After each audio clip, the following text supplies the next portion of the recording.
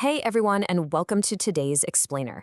Look, we all have financial goals, right? Whether your big overarching plan is to save more cash, invest a bit smarter, or, actually build some lasting wealth, you are in the exact right place.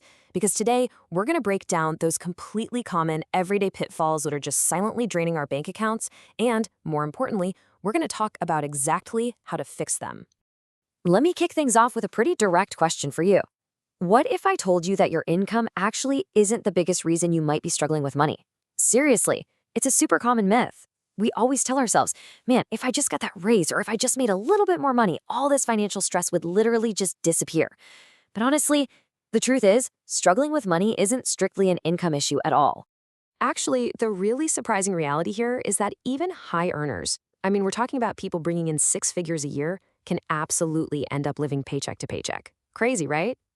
Making more money doesn't automatically fix the structural leaks in how you handle your cash. At the end of the day, it's really about what you keep, not just what you make. Okay, let's dive right into this. Our roadmap for today looks like this. First, the high income illusion. 2, plugging daily money leaks. 3, escaping the lifestyle trap. 4, mastering the big picture.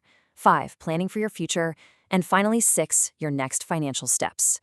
So this is really a holistic journey, taking us from our simple daily habits all the way to building long-term wealth. All right, section 1, the high income illusion and the paycheck to paycheck reality, like we just talked about. A massive paycheck doesn't automatically equal wealth, right? We really need to clear that hurdle in our own minds before we can even begin to fix the actual mechanics of our budget. Moving right along to section 2, plugging daily money leaks and managing day-to-day choices. This is really where the rubber meets the road. We're going to look at those immediate, daily actions that just silently and consistently drain our bank accounts without us even noticing. And that brings us to a huge one, mistake number 1, not tracking your spending. The golden rule here is that you simply cannot improve what you don't measure. It's an absolute foundational truth of personal finance. So I want to challenge you right now. Try spending just 1 week tracking every single dollar that goes out. Every single one. I guarantee you're going to be completely blown away by where your money is actually going when you lay it all out like that. Which brilliantly illustrates mistake number 4, ignoring small purchases. You know the drill. A coffee here, a quick snack there, maybe a random app subscription. On a regular Tuesday morning, they seem totally harmless, right? Tiny. But together, ignoring these little purchases is a massive error because they can literally cost you hundreds of dollars every single month. It is the absolute definition of death by 1,000 cuts to your budget. And that flows perfectly right into mistake number 5, shopping without a plan. Look, impulse buying is emotionally driven. It's totally chaotic, and it's honestly one of the absolute fastest ways to completely obliterate a budget. But showing up with a strict list, that keeps you grounded. When you walk into a store with a solid plan and you actually stick to it, you put a hard stop to those spontaneous, sneaky money leaks. Let's slow down for a second and look at section 3, escaping the lifestyle trap and overcoming systemic financial hurdles. We've talked about the small daily leaks, sure, but now we really need to address the deeper, systemic mindset traps. These are the things that keep even the absolute highest earners completely stuck in a stressful financial cycle.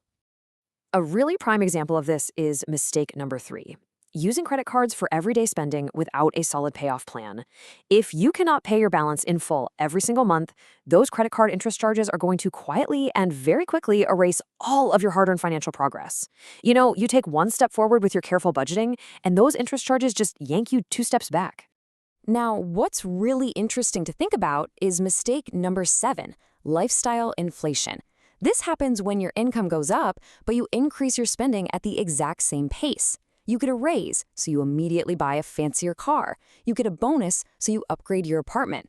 The simple solution here? When your income goes up, you've got to actively choose to save and invest that difference instead of just instantly spending it. And then there's another huge trap. Mistake number 2, having no emergency fund. Because let's face it, unexpected expenses are going to happen to absolutely everyone. It's just life.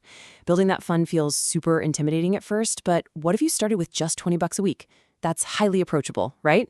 Just start somewhere, anywhere really, and watch how quickly having that little cushion provides some serious peace of mind. So, you've tracked your daily coffee, you're avoiding the impulse buys, but what happens when life changes? Welcome to section 4, mastering the big picture through macro-level financial planning. Because life definitely doesn't stand still, and neither can your money management. And this tackles mistake number 6, never reviewing your budget. A budget is definitely not a set it and forget it kind of thing. To fix this, you want to build a simple monthly habit. Note any major life changes, adjust your spending limits accordingly, and actually sit down and review the numbers at least once a month. Your budget simply has to adapt because, well, your life adapts. Let's move along and see how this builds into mistake number 8, forgetting about annual expenses. A birthday in month 3, your car insurance premium in month 6, the holidays rolling around in month 12. Guys, these are not surprises. We know they're coming every single year. So the super easy fix is to set aside a little bit of money every month for these future costs. That way, when they finally arrive, the cash is already sitting there waiting for you. All right, section 5, planning for your future and long-term wealth building.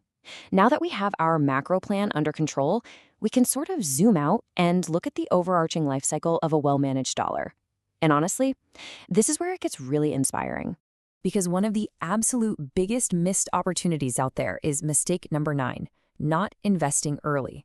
The earlier you invest, the more time your money has to grow through the magic of compound growth. Waiting to invest is literally like leaving free money just sitting on the table. Time is, without a doubt, your greatest asset in wealth building, so you want to put your money to work for you as soon as humanly possible. And please, hear me clearly on this next one. Mistake number 10, giving up too soon. Budgeting isn't about being totally perfect. It's about making steady progress over time. You are gonna make mistakes. You'll have months where you completely overspend on coffee, or maybe you forget a birthday. And listen, that is okay. It's just a learning curve. Consistency always beats perfection. Which brings us to section 6, your next financial steps and taking action today. We've covered a ton of ground in this explainer, from the high-income illusion all the way down to compound growth. But honestly, none of that matters if you don't take the leap and actually apply it to your own life.